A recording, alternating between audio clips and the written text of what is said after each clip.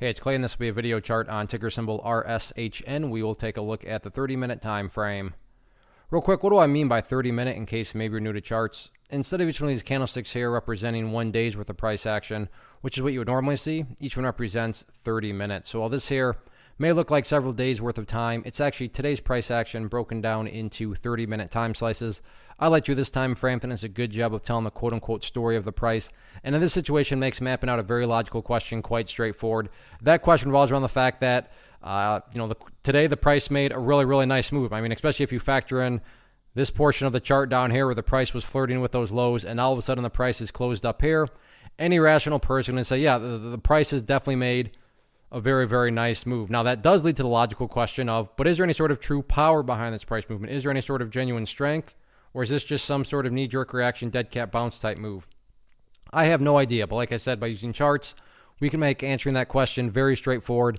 And in my mind, it all revolves around a single area, and that area is down here at, let's see, 0027. Why is 0027 so important? Well, hopefully we can agree on the logic that price movements with genuine power, with true strength, the price is going to progress forward. The price is not going to go back to where it was. I'm assuming you're saying, hey, thanks, Captain Obvious. Of course, if a price movement is truly powerful, it's not going to go back to where it was. That would be a contradiction. Exactly. So with that in mind, think about 0027. Any sort of closes below there, or worse yet, if the price separates to the downside, what would that be doing to the price at that point in time? That would literally be putting the price right back inside of that big old range that it just broke out from. Again, going back, not a sign of true strength. Whereas let's say the price pulls back here, does something like that, and then begins to work its way back upwards. What would you have in this situation? Well, you'd have a set of lows right here. You'd have these lows down here. If you picture each of these as stair steps, well, hey, now you have stair steps progressing in the upwards direction. And again, that's the name of the game. That's what a truly strong move is going to do over time. It's going to make progress forward.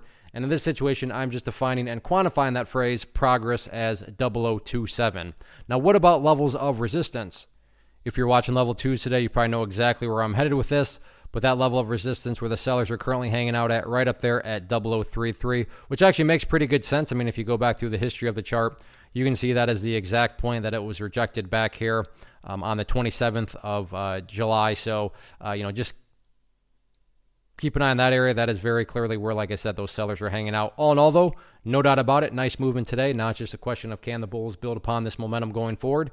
We shall see. One of the biggest questions I get is, hey Clay, how do you find the stocks that you trade? So what I've done is put together a free resource guide where I talk about the tools that I use to locate stocks that I find interesting and think may have potential. So if that sounds like something that could add value to you as a trader, then click on the image that is up on the screen right now and I will email you the guide. The guide itself is very short and to the point, and best part, it's completely free. Thanks for watching the video. Let me know if you have any questions.